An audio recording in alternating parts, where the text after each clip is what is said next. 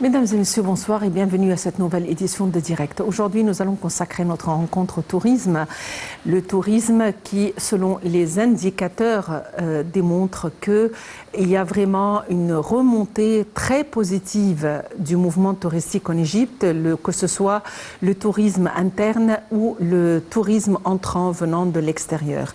Aussi, il y a la célébration de la Journée internationale du tourisme. C'était une célébration en phare, une célébration durant laquelle les temples de Karnak ont célébré cet événement dans une ambiance joviale, notamment via des représentations de la flûte municipale et des tableaux d'art populaires qui ont suscité vraiment l'admiration des touristes. Et nous allons parler de nouvelles découvertes, beaucoup de secrets concernant le tourisme avec notre cher invité, M. Hazem Badawi, guide touristique. M. Hazem Badawi, bonsoir et bienvenue avec nous. Merci Madame, bonsoir, c'est un honneur d'être avec vous toujours. Monsieur Hazem Badawi, vous avez toujours des nouveautés, vous avez toujours des secrets à nous révéler, de nouvelles découvertes, donc on a hâte d'en savoir plus. Mais avant, on aimerait en savoir plus concernant la célébration de la Journée mondiale du tourisme qui était le 27 septembre. Et en Égypte, nous savons que les temples de Karnak ont célébré cette occasion d'une manière très spéciale. Qu'est-ce qui s'est passé comme détail? Très bien. Alors, au propos de, je vais focus sur ce que vous venez de dire maintenant, le temple de Karnak. Temple de Karnak, c'est pas juste temple de Karnak, c'est temple de Karnak, temple de Luxor, où je préfère utiliser l'expression de l'archéologie Thèbes ou le ville d'Aman, comme on l'appelle, Thèbes Taïb, c'est-à-dire l'endroit sacré. Comme vous savez que à l'époque, il y a des millénaires, Thèbes était une grande ville. Et tous les temples qu'on l'a séparés aujourd'hui, comme on dit, temple de Luxor, temple de Karnak, c'était un seul temple qui rassemble le tout. Au fur et à mesure de la construction qui est venue, qui a, on peut dire, ensablé ou enterré pas mal de ces monuments-là, depuis 2010, l'État a commencé à essayer de dégager ces maisons et ces bâtiments pour remettre Luxor ou Thèbes dans sa forme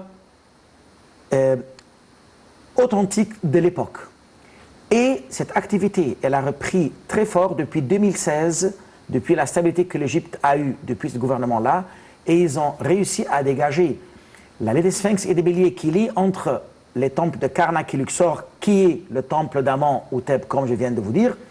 Et récemment, j'étais à Luxor juste il y a même pas 10 jours, le travail il est très très fort et ils vont faire une allée entière de 2,5 km pour les piétons, les touristes bien sûr, qui peuvent se balader entre les deux temples de cette distance de 2,5 km avec la réparation et la restauration bien sûr des statues des Sphinx et des Béliers qui se croisent pour cette ville de type, ça c'est à la rive est de Luxor. Ça ce qui était mentionné pour la journée mondiale de tourisme que vous venez de dire, parce que c'est vraiment Luxor ou Thèbes, c'est un musée ouvert, au ciel ouvert, là où on bouge, soit en véhicule ou à pied, on voit des merveilles.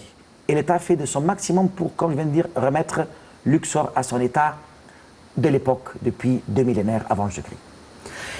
Très bien. Alors donc, nous allons là suivre un compte rendu qui va nous donner encore des images très claires concernant la célébration de la journée mondiale qui était le 27 septembre. Et nous allons en savoir plus à propos de ce qui s'est passé au temple de Karnak.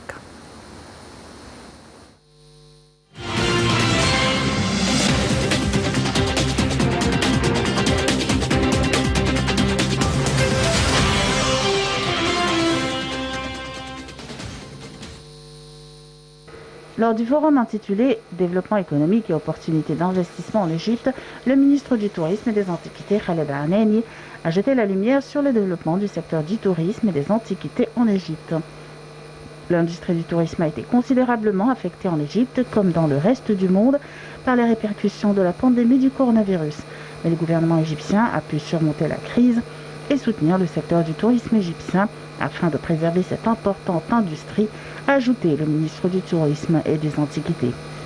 L'Égypte a une variété d'éléments touristiques distincts, tels que de belles plages, des lieux ouverts et un bon climat tout au long de l'année, en particulier avec l'application de procédures et contrôles de sécurité sanitaire stricts, a dit M. Al-Arnani, soulignant que ces mesures ont valu à la destination touristique égyptienne la confiance des touristes de différents marchés internationaux exportant du tourisme vers l'Égypte.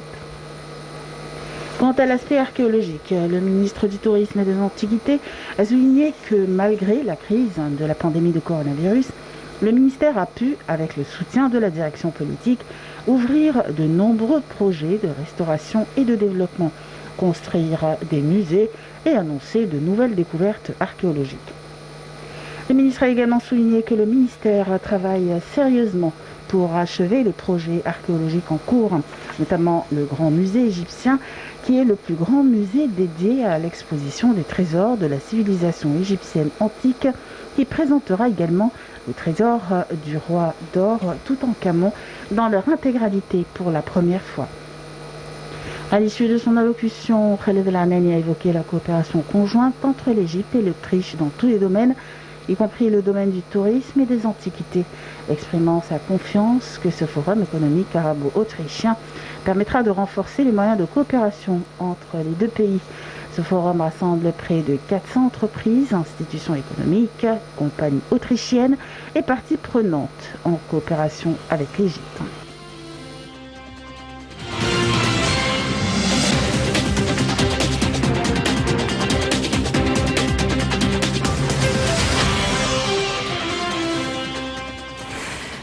Eh bien, nous sommes de retour au studio avec notre invité Hazem Badawi. Et alors, qu'y a-t-il de neuf, Monsieur Badawi? Qu'est-ce qu'il y a c'est quoi le nouveau concernant les nouvelles découvertes? Il y a beaucoup de choses. Bon, je commence par le Caire, par exemple. Déjà, peut-être, je vais faire une pique de rappel qu'il y avait une découverte très récente, il y a quelques mois, plus que 250 sarcophages, et que notre ministre de l'Archéologie a fait une très grande conférence médiatique. Ils ont trouvé les 250 sarcophages et encore à suivre, à découvrir encore d'autres dans la région de Pobastéan qui se trouve à Saqqara. Et puisqu'on parle de Saqqara, ça on a déjà mentionné, alors récemment aussi le ministre de l'Archéologie, il a inauguré pour la visite une partie du pyramide ou du mastaba de Saqqara, ou la pyramide à degrés comme c'est connu au niveau de touristique, la tombe du Sud, qui a un puits très profond et qui est lié par la tombe du Nord, qui est la chambre mortuaire du roi Djeser, qui est considérée la plus ancienne forme pyramidale du monde dans l'Égypte antique. Ça, c'est aussi, il est ouvert pour la visite aujourd'hui, déjà depuis un mois, ils l'ont inauguré. Ça, c'est pour le Nord, ou comme je dis, au Caire. Si on va aller vers le sud, à Luxor ou à Thèbes, qu'on vient de mentionner tantôt, il y a encore 3 tombes à la rive ouest qui sont bien restaurées et ouvertes, et je l'ai visité moi-même il y a 2 semaines. Tombe des nobles, qui s'appellent Niaï, et une autre, je ne me souviens plus son nom maintenant, mais c'est des tombes du Nouvel Empire, très bien, des couleurs vraiment très intactes, comme s'il vient de l'achever hier, et pas de retouches, des restaurations, et les couleurs sont magnifiques. Ça, c'est inauguré. En plus, pour les touristes, en plus, ils ont aussi trouvé, il y a 3 mois, une ville complète à la rive ouest, vis-à-vis le Biatri et entre la vallée des artisans et la vallée des reines, une magnifique ville, et ça continue dans un endroit qui s'appelle El Malqata. Ça, c'est de l'époque de Amenophis III. Amenophis III, c'est qui? C'est le grand-père de Toutankhamon, pour les chers téléspectateurs, pour juste identifier de là où il y avait son palais royal qui était là-bas à la rive ouest. Tout ça, ce sont d'abord les découvertes et les tombes inaugurées, et encore à suivre. Je n'ai pas besoin, bien sûr, de parler du musée de la civilisation, là où ils ont déplacé les momies royales, aussi au Caire. Il y a plein de choses, et à vrai dire, le gouvernement maintenant, et surtout le ministre de l'Antiquité, il travaille très fort avec son équipe pour restaurer et ouvrir, et aussi les recherches sont en permanence.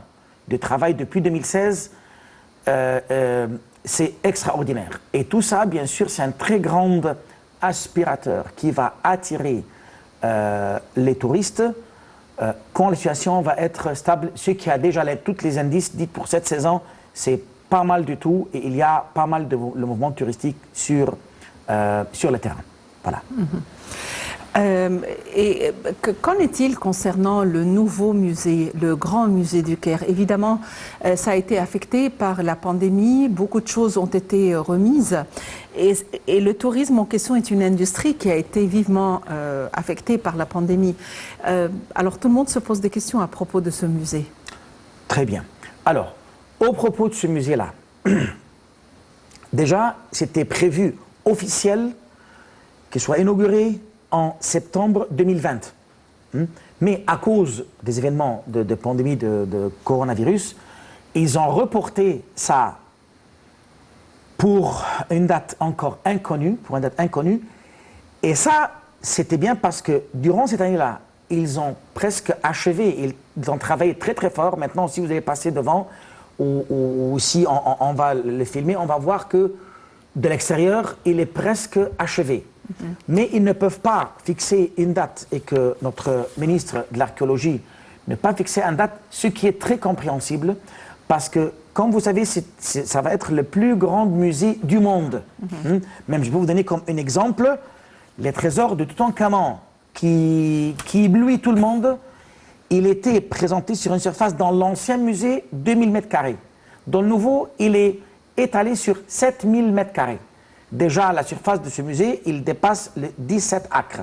Donc, pour profiter d'une occasion ou d'un événement comme ça, il faut inviter les chefs d'État et les célébrités, ce que, selon les conditions, les événements maintenant mondiaux du Covid, qui, j'espère, que sera à la fin on croyait à la fin de cette crise, il faut inviter tous ces gens-là. Donc, on ne peut pas fixer une date. Ça, c'est pas moi qui dis, c'est l'Antiquité qui dit ça, et il faut vraiment profiter d'un événement comme ça, comme il faut. C'est pour ça qu'on ne sait pas quand la date, mais c'est très bien, même si je dis dans 1 an ou 2 ans, mais il faut le profiter comme il faut, et ça donne encore le temps aux spécialistes d'achever tout. Mais d'après ce qu'on a dit, il y a des visites aussi en privé, avec des permis spéciaux d'autorisation. Il faut juste s'adresser au ministère de l'Antiquité assez avant, ceux qui veulent participer avec des groupes, bien sûr, qui demandent ça. Ça, c'est le seul Mais les moyen. travaux sont en cours. Sont en cours, voilà, sont en cours, mais je peux dire il est à la fin. Ils sont en train de couronner ou de finaliser le tout. Voilà. Oui. Qu'est-ce qu'il a de particulier? C'est vrai qu'on a beaucoup parlé de sa particularité, des pièces qui seront exposées, mais au fur et à mesure que les travaux avancent, est-ce que les travaux se sont conformés au plan initial ou est-ce qu'il y a eu un rajout, est-ce qu'il y a eu un changement? De quoi est-ce que ce musée a l'air à l'heure actuelle? De quoi? Il y a un roi très célèbre qui s'appelle Ramsès II. Je crois qu'il y a presque personne dans le monde n'a pas entendu son nom. Ce roi-là, il a fait une capitale au delta qui s'appelle Pera-Messou. Alors, la fameuse statue de Ramsès II, il était à la gare, comme vous le savez. Il s'est été déplacé depuis 2006, là-bas.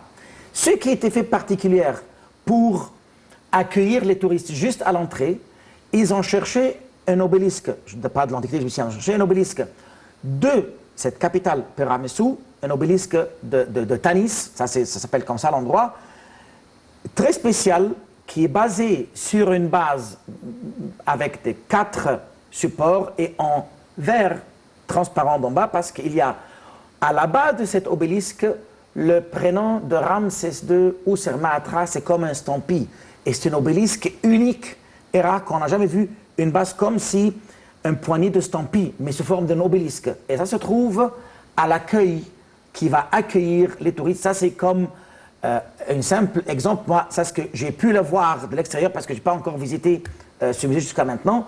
Mais ça, c'est si vous voulez parler de ce qui est distingué, ce qui est spécial. Déjà, chaque étape, chaque phase, dans le sens de la visite, selon ce qu'on a étudié théoriquement dans les livres, dans les documents qui sont faits pour ça, le visiteur sera ébloui parce qu'il va suivre la pédagogie et c'est mis en ordre comme il faut comme ils ont fait au musée de la civilisation. Voilà, mais puisqu'on parle de grands musées, ça c'est un simple exemple. Voilà, je vous le donne. De retour au musée de Karnak, aux événements qui se passent en Égypte, et voyons les détails.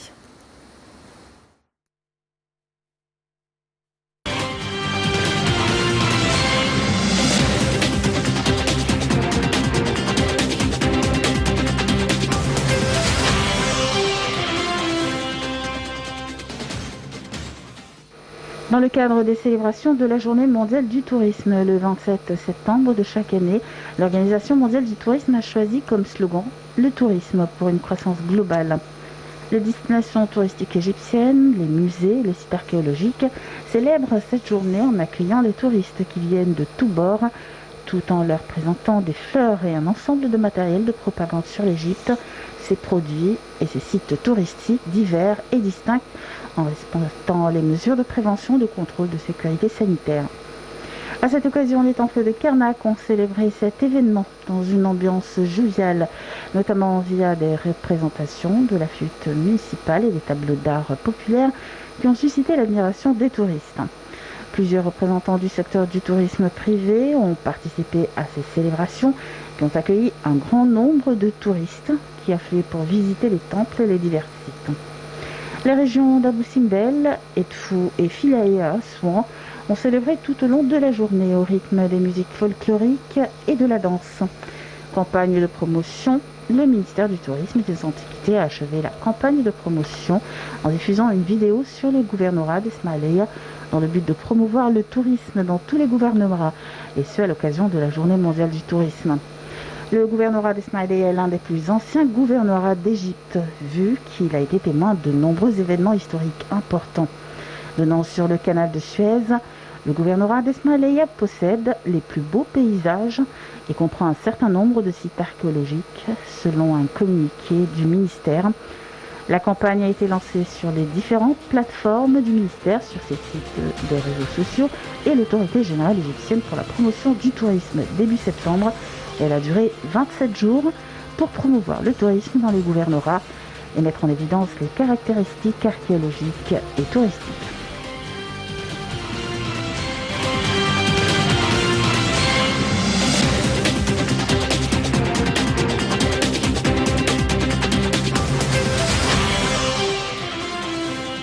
Monsieur Hazem Badawi, il y a des travaux qui sont en cours au musée de Luxor et donc il y a quand même de bonnes nouvelles. Alors, la tombe de Luxor, on est d'accord, c'est la continuité du temple de Karnak. Donc, tout, c'est, encore une fois, les villes de Thèbes. Si on imagine le plan comme cette tombe de Luxor, qui est comme une forme rectangulaire, il y a le côté est et le côté ouest du temple. La côté est, il y a le travail là-bas depuis plus que 45 ans. Ils ont transformé un musée ouvert, que le fait que quand les visiteurs rentrent dans le centre du temple et ils passent à leur gauche vers l'est, ils peuvent sortir en passant par un musée ouvert magnifique. Les nouveautés maintenant, qu'ils ont commencé à travailler au côté ouest, qui est vis-à-vis le Nil.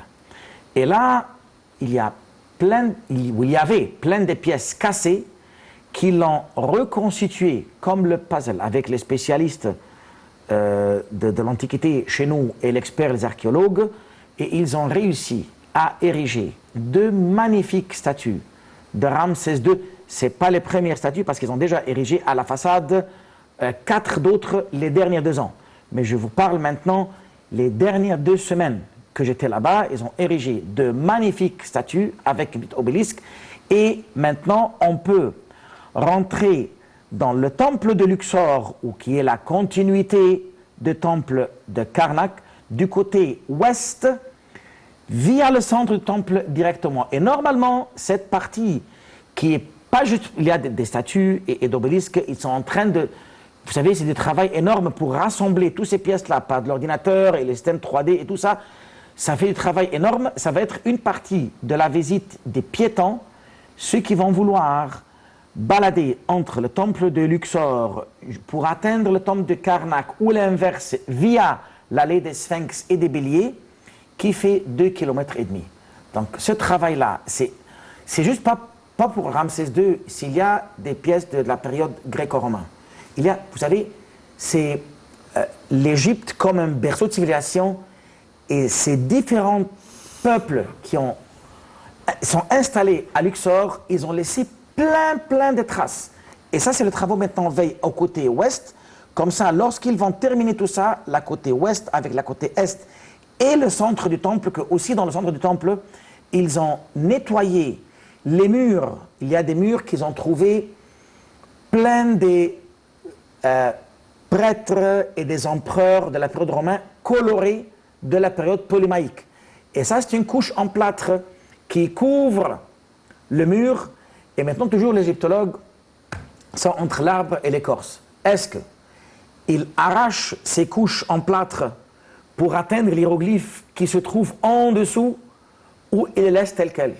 Et finalement, il n'y a pas de choix, il faut laisser tel quel, parce que le fait d'enlever ces couches qui est pleine de couleurs, qui est une partie de l'histoire, qui date du 200 avant notre ère, ou 100 avant notre ère, c'est pas moins d'importance que ce qui date depuis 1000 avant notre ère, mais c'est une partie de l'histoire. Voilà. Selon le ministre du Tourisme et des Antiquités, Dr Khaled El-Anani, les indicateurs démontrent que le tourisme en Égypte témoigne d'une remontée importante. Qu'en est-il quant à la reprise du tourisme? Comment évaluez-vous le mouvement touristique en Égypte? Je suis d'accord avec, bien sûr, l'opinion du ministre, pas juste comme ça pour faire un compliment. Non, vous savez bien que je travaille sur terre. Et le début de la saison qui commence mi-septembre, il y a un mouvement pas mal du tout. Pas mal, ça veut dire bien. Et ça, selon les expertises, il y a des années, il y a 2 ans, quand on a eu la catastrophe du Covid mondial, bien sûr, elle a fait le confinement pour tout. Et rappelez-vous, ici, chez vous, j'ai parlé depuis quelques mois, quand j'étais là, j'ai dit, d'après les communications entre moi et les étrangers au Canada, en France, en Suisse, ils m'ont dit, nos valises sont derrière la porte. Dès que cette crise va passer, on va venir direct. Et à ce qui se passe maintenant. À cause des vaccins que ces pays l'ont prise et à cause des précautions que l'Égypte elle a prises depuis août 2020. Si vous vous souvenez, l'État chez nous ici était très strict pour protéger le tourisme et jusqu'à maintenant, on n'a eu aucun cas qui a retourné de l'Égypte chez eux et qui ont de la Covid. Donc les gens cette saison ont commencé à venir au niveau des Français, Suisses avec qui je travaille, Canada ou pas encore, mais ça commence, des Américains qui sont revenus, donc les Espagnols, des Italiens, et les prévisions pour la première partie de la saison, qui à partir de septembre jusqu'à décembre, n'est pas mal du tout. Peut-être ça va baisser légèrement la période de Noël, ce qui est normal toujours, parce que cette période-là, il y a des gens qui aiment quitter leur maison pour venir célébrer ailleurs ou pas, mais ça va reprendre de nouveau février, mars. Ça ne veut pas dire que ça va baisser fort, mais les indices sont très très bien. Bien sûr, on ne va pas reprendre cette saison les mêmes chiffres qu'on a eu en 2018, 2019 ou 2010, mais c'est un très bon indice que c'est autre chose par rapport à la saison dernière qui était presque zéro l'année dernière. Donc cette saison, selon les paroles du ministre et selon mes paroles que je travaille sur le terrain, non, c'est un très bon indice. Très bon indice. Très bien. Il y a un musée ouvert. Et d'ailleurs tout de suite nous allons suivre un compte rendu concernant le plus grand musée à ciel ouvert de Luxor. L'Égypte s'apprête à impressionner le monde. Quelle est l'histoire de ce musée? Bon, mais encore, le musée ouvert, c'est pas... Et c'est vrai qu'il y a un musée ouvert dans le temple de Karnak.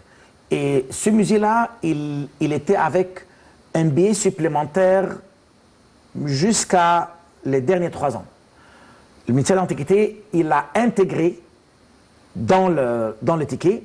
Comme ça, les clients peuvent, ou les touristes, les visiteurs qui viennent, ils peuvent rentrer dans ce musée ouvert là où il y a des sanctuaires, ou on peut dire des niches, Pour la reine, la très fameuse reine Hatshepsut, le Senusert, des rois très très fameuses, ces chapelles sont des chapelles très très distinguées au niveau des reliefs. Et il y a en marbre et en albâtre vraiment de gratter ça ou de sculpter ça au Moyen Empire et au Nouvel Empire avec cette beauté incomparable, aussi avec des statues de la déesse Sekhmet sous forme de lion. Il y a plein de pièces.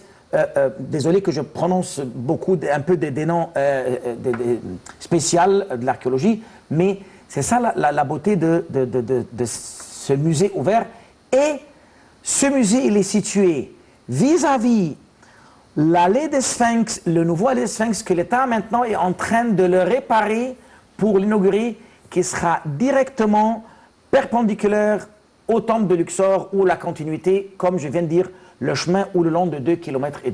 Ça, c'est le musée ouvert, le petit musée ouvert, mais à vrai dire, Madame Maha, je ne pas juste cibler à ce musée-là, parce que ce musée, avec le temple même, avec la partie qui sera rajoutée, inaugurée ou préparée pour les piétons, ça, c'est tout ça, c'est un musée ouvert. Donc, Luxor, la rive est, surtout la rive est de Luxor, est un grand musée ouvert.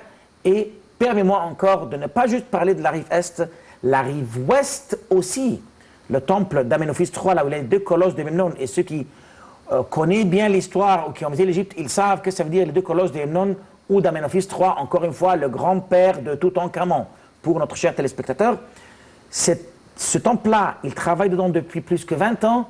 Il est lié avec plein des autres temples, avec les nouvelles villes qui viennent de le trouver. C'est juste à une rue asphaltée à traverser. Donc tout ça va être un autre musée ouvert à la rive ouest. Aussi, il faut dire quelque chose, que la rive ouest était illuminée toujours depuis plus que 20 ans. Mais cette année-là, ils ont rajouté de la lumière. Ceux qui visitent Luxor maintenant même et qui vivent à la rive est, ils vont voir la falaise et la montagne illuminées merveilleusement toute la nuit, et il y aura un autre musée ouvert à la rive ouest comme à la rive est. Donc toute Luxor deviendra à Thèbes antique et qui sera un très grand musée ouvert. De toutes les manières, les travailleurs travaillent dans une ambiance de course contre la montre pour parachever la réhabilitation de la route Al-Kebesh, située au gouvernorat de Luxor, dans le sud du pays. Le Premier ministre, Dr Mostafa Madbouli, a déclaré que les grands projets exécutés actuellement par l'État dans un nombre de sites archéologiques à Luxor, y compris la restauration des temples et des monuments pharaoniques, feront de cette ville un musée à ciel ouvert qui attirera l'attention des touristes du monde entier. Voyons les détails dans ce compte rendu.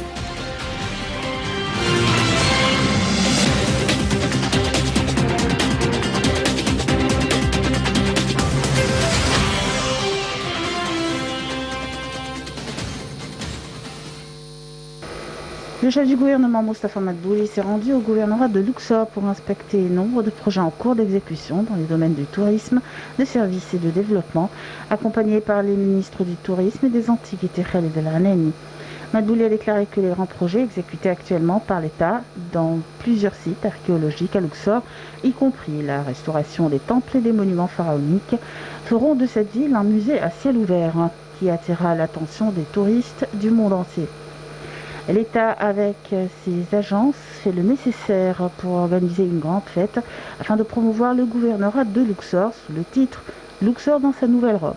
Et cela en marge de l'achèvement du projet de réaménagement de l'allée des Sphinx à tête de bélier, a souligné Madbouli, ajoutant que le président Abdel Fattah el-Sisi suivait de près les préparatifs pour organiser cette célébration, à l'instar de la parade dorée des momies pharaoniques qui a fasciné le monde entier. La cérémonie prévue au mois de novembre se tiendra en grande fanfare pour célébrer du même coup la journée nationale de la ville. Des milliers de jeunes de Luxor ont été sélectionnés pour les représentations de la cérémonie inaugurale depuis l'allée des Béliers au temple de Luxor jusqu'à la façade du temple de Karnak. Des barques à voile et des calèches, très caractéristiques particuliers de Luxor, prendront part également à la cérémonie qui sera un carnaval touristique par excellence. La route El-Kebesh est l'un des monuments historiques les plus importants au monde. Elle devrait ériger l'ancienne ville pharaonique de Thèbes en le plus grand musée à ciel ouvert au monde après sa rénovation et restauration.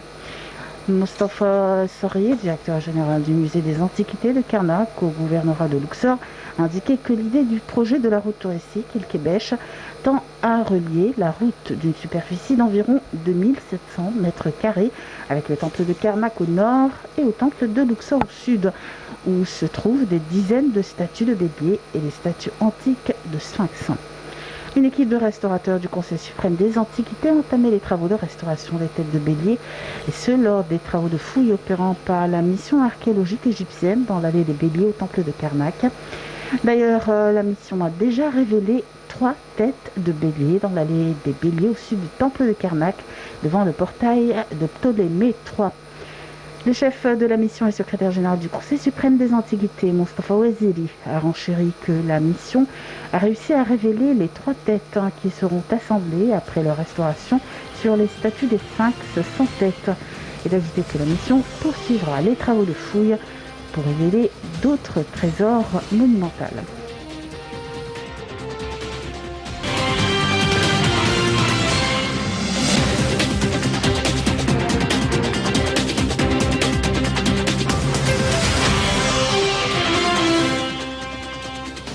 Luxor, la belle ville de Luxor qui renferme le tiers des monuments du monde, Luxor qui a été désignée ou qui sera la capitale culturelle de l'Égypte. Elle est située en Haute-Égypte et donc pour se rendre à Luxor, il n'y avait que 2 choix, ou bien prendre le train, surtout le train de nuit, il fallait passer des heures et des heures, ou bien prendre l'avion. Mais apparemment, les nouvelles routes ayant été construites et inaugurées ont raccourci le chemin et ont raccourci la durée de manière à ce que Luxor devienne tellement accessible. On peut parcourir le chemin en 6 heures, le temps qu'on consacrait pour se rendre à Hurghada ou Sharm el-Sheikh autrefois, avant les nouvelles routes et les nouveaux chemins raccourcis qui ont fait à leur tour que se rendre à Sharm el-Sheikh ou à Hurghada était une affaire de 3h30, 4h. C'est fantastique. Monsieur Hazem Badawi, vous êtes guide touristique et vous vous rendez très certainement à Luxor. Alors, qu'est-ce qui arrive au niveau des réseaux routiers en ce moment? Depuis plus que 5 ans, je peux vous dire, c'était une rebelle routière, franchement, parce que moi, il y a avant 30 ans, je suis allé entre le Caire et Luxor en voiture. J'ai mis 14 heures, même 15.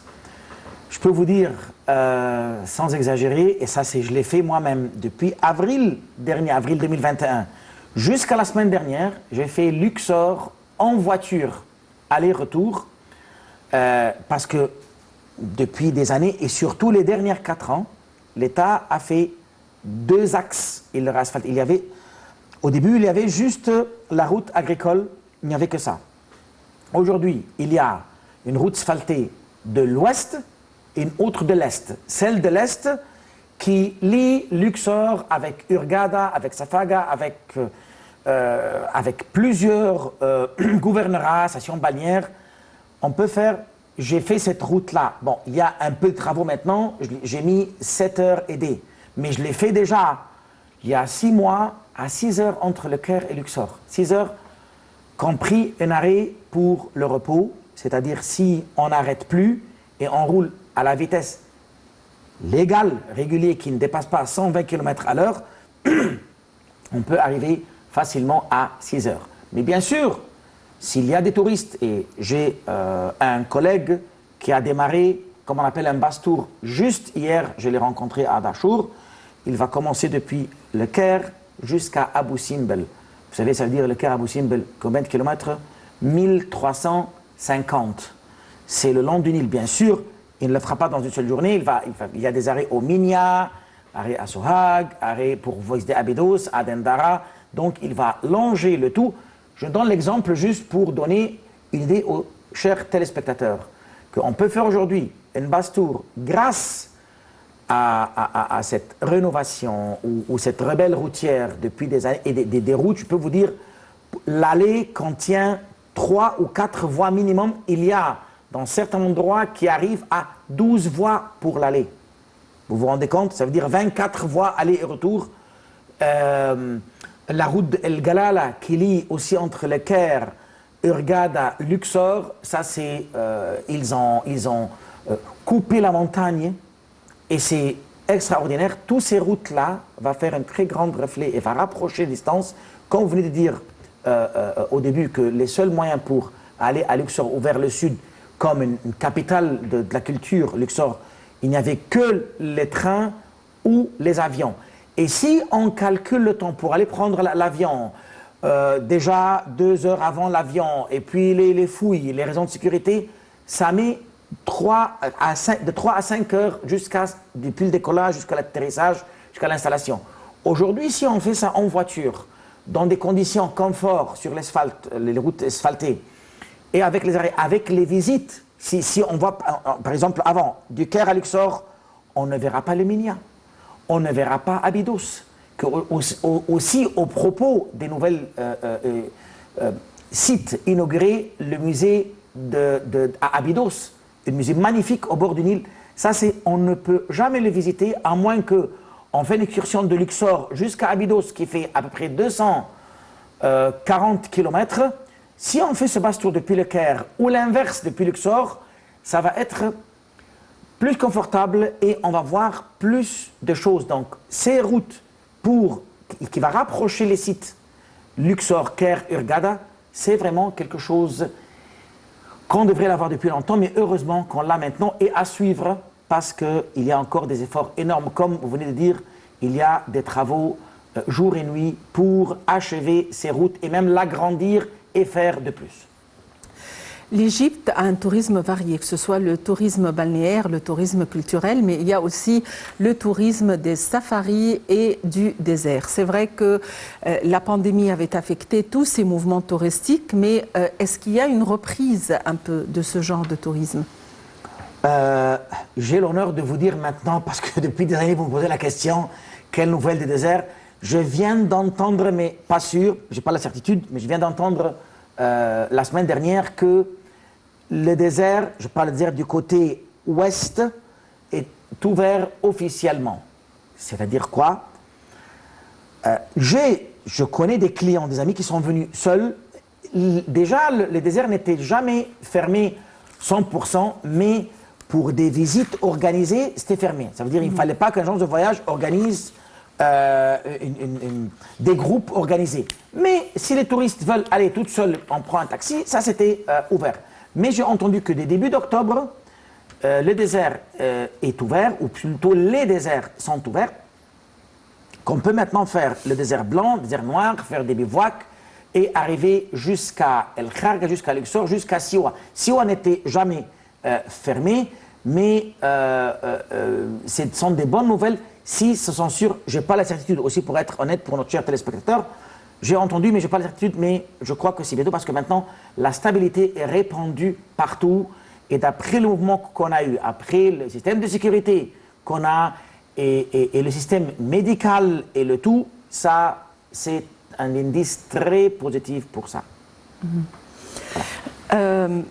Il y a les oasis. Alors là, les oasis ont un aspect très particulier en tant qu'emplacement touristique ou endroit touristique. Il y a aussi l'oasis de Siwa qui a un aspect tout à fait particulier, mais disons que c'est un peu éloigné. Donc, pour s'y rendre, comment faire? Bon, pour les routes, on ne peut pas dire... les routes sont magnifiques. La distance entre le Caire, je parle du Caire toujours, c'est 800 km. 500 km sont merveilleux et 300 qui restent aussi sont bonnes, mais l'aller et le retour dans le même sens, mais c'est sécurisé et c'est assez large. Siwa, c'est très particulier, comme tous les oasis, mais Siwa parce qu'il est à la frontière avec la Libye, là où il y a comme des sources thermales, c'est-à-dire un endroit pour le guérison ou pour faire le tourisme de la santé, aussi de l'archéologie, loisirs, le repos, l'isolation complètement parce que c'est tellement isolé, plus les sources thermales, plus le sable. Et je veux vous dire que avec notre chaleur énorme de l'Égypte, surtout la saison de l'été, Siwa, comme elle accueille les touristes en hiver, que la plupart des touristes aiment venir en hiver, il y a aussi une catégorie de touristes, et moi je le connais pas mal, ils aiment venir en pleine chaleur, en plein été, le mois de juillet, août. Vous vous rendez compte? Là, on a eu cette année à 47 degrés à l'ombre. Ils vont là-bas pour être ensablés, on l'appelle l'enterrement du sable, pour faire sortir tous les rhumatismes qui se trouvent dans les os. Et ça, Siwa est réputé de ça. Donc, le seul moyen, pour l'instant, c'est aller en véhicule, mais je sais aussi qu'il y a un aéroport qui sera, il y a déjà l'aéroport à Marsa Matrour. Je crois que l'État est envisagé de faire un aéroport plus proche pour que les gens puissent prendre l'avion et y aller là-bas.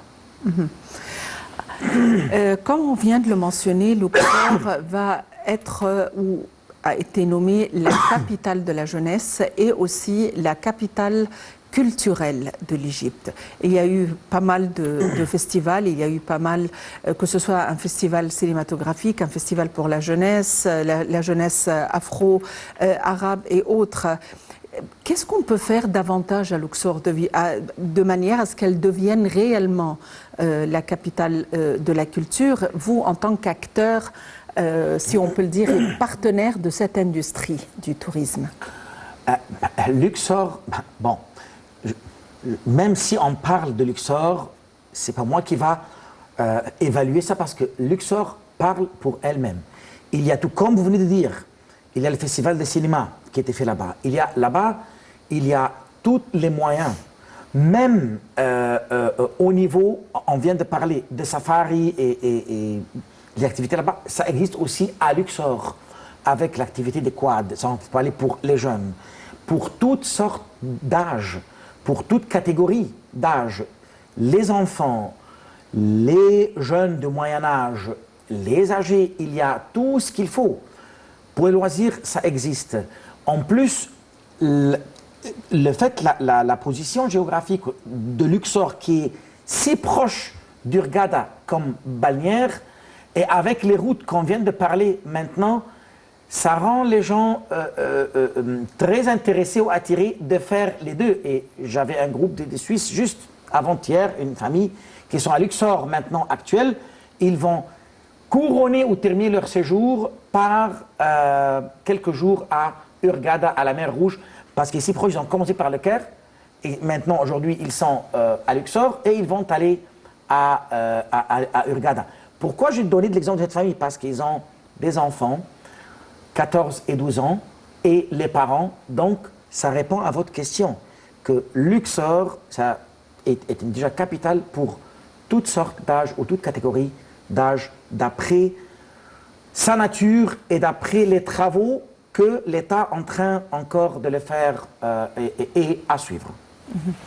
Monsieur Hazem Badawi, vous êtes guide touristique, je vous remercie infiniment pour les propos que vous avez avancés. Merci pour et vous, madame. Justement, dans ce sens, c'est vrai qu'on parle de musée, mais là, il s'agit du musée de Madame Tussauds qui est très célèbre dans le monde, là où il y a les statues de cire des stars et des personnes de renommée dans le monde, dans les différents domaines. Et notre pharaon, notre star du football, l'attaquant égyptien Mohamed Salah, l'attaquant égyptien de Liverpool, a désormais sa statue de cire au musée de Madame Tussauds de Londres. Le musée a dévoilé cela sur son compte Twitter en publiant la photo de la statue de Salah en commentant que le roi d'Égypte est arrivé. Le musée a aussi publié une vidéo montrant Salah personnellement présent et bien souriant pour lever le voile sur sa statue. Mohamed Salah est le premier joueur arabe à avoir sa statue de cire au musée Madame Tussauds et le 3e footballeur mondial après David Beckham et Cristiano Ronaldo. Eh bien, félicitations pour le pharaon égyptien. C'est une chose qui va aussi être vraiment... Tout à fait. Oui, c'est une flamme, justement, qui pourrait attiser la curiosité des gens pour venir visiter le pays de Mohamed Salah. Bien sûr, tout le monde le connaît maintenant, même ceux qui ne s'intéressent pas au football. Oui. Très bien. Monsieur Hazem Badawi, encore une fois, vous êtes guide touristique. Merci d'avoir été avec nous aujourd'hui. Merci pour l'accueil, madame. Merci. Aujourd'hui, nous avons consacré notre rencontre au tourisme. Nous nous sommes baladés faisant les 4 coins de notre pays. Merci de nous avoir suivis. Très bonne fin de semaine, bon week-end et à la prochaine.